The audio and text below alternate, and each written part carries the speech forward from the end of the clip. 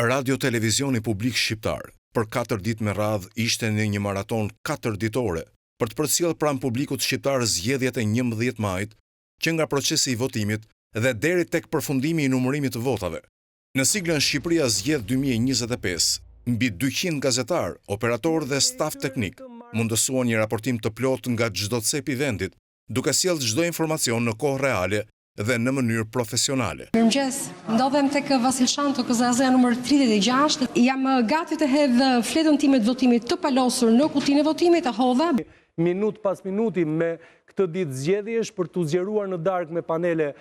Gazetari Alban Dudushi moderoi studion e Shqipëria zgjedh 2025 me lidhjet e panumërta të drejtpërdrejta dhe analizat e thelluara me të ftuarit e shumtë që u bën pjesë e maratonës në Radio Televizionin Publik Shqiptar. Çdo zhvillim, ecuria e procesit të votimit, monitorimi nga ndërkombëtarët, mesazhet e politikanëve, debatet për votën e diasporës, si dhe problematikat e ndodhura nga qendrat e votimit, por edhe intervista ekskluzive nga terreni, gjetën pasqyrim live në ekranin e gjithë shqiptarëve. Gjermania në bashkëpunim me Këshillin e Europës ka mbështetur 2 projekte të Komisionit Qendror të Zgjedhjeve. Nuk donim të shihnim zgjedhjet vetëm në kryeqytet.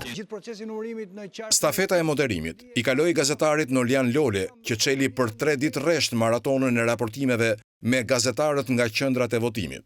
Ndodhem pranë Komisionit Zonal të Administrimit Zgjedhor numër 27. Gazetarët e shpërndarë në çdo qytet të Shqipërisë ndoqën minut pas minute procesin e votimit dhe raportuan në lidhje të drejtpërdrejta çdo zhvillim nga procesi zgjedhor.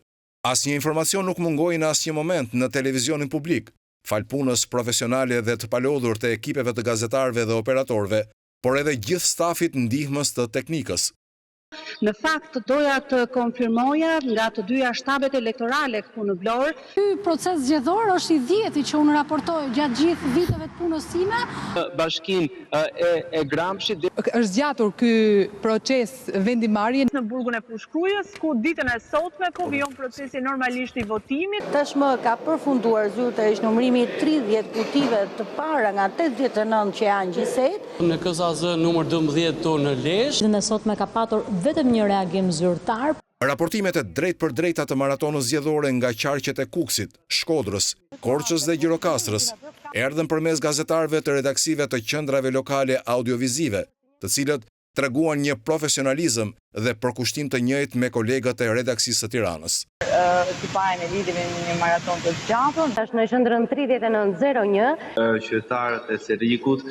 Për momentin 422 qendrat e votimit janë të hapura. Në Delvin ka mbaruar procesi i numërimit të votave. Vijon procesi i numërimit të votave. Qarkun e Gjirokastrës ka përfunduar numërimi i votave. Deri tani dëshmon që shumë shpejt do të marrë një mandat të shtatë në qarkun e Korçës. Ishte fshati i tij që i dha fitoren. Realisht raportohet për 64 kutise. Përshëndes nga Korça.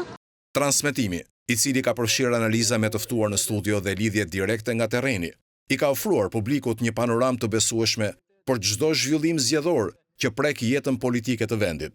I drejtohen qendrave të votimit. Sapo nisi rinumërimi këtu në KZAZ 43. Ndodhen edhe në zonat rurale. Ne jemi këtu te KZAZ numër 36. Përshëndetje, mirëmëngjes nga Lushnja, nga një qyteti që ka dhënë një shembull të mirë për sa i përket menaxhimit të zgjedhjeve. Përshëndetje në mirëmëngjes. Sepse jam në njësinë 2 që konsiderohet dhe një nga njësitë më të mëdha të kryeqytetit. Situata në Lezhë vijon e qet numërimin deri në këto momente. Por një kontribut i rëndësishëm i kësaj maratone është ai i shumë punonjësve të padukshëm që nuk dolën përpara kamerave dhe që u angazhuan nga redaksia, kryeredaktor, redaktore koordinator, regjizore teknik transmetimi, montazhiere shofer dhe shumë të tjerë, që me punën e tyre bën të mundur realizimin e lidhjeve direkte, përpunimin e shumë materialeve nga terreni dhe përcjelljen e tyre në kohë reale të gjitha ngjarjeve në ekran. Pjesë e maratonës 4 ditore ishin edhe gazetarët e webit zyrtar të Radio Televizionit Publik Shqiptar, si dhe gazetarët e Radio Tiranës, të cilët përcollën për lexuesit dhe dëgjuesit e tyre çdo informacion nga zgjedhjet e 11 majit. Faleminderit të gjithëve dhe mirupafshim në maratonat e tjera.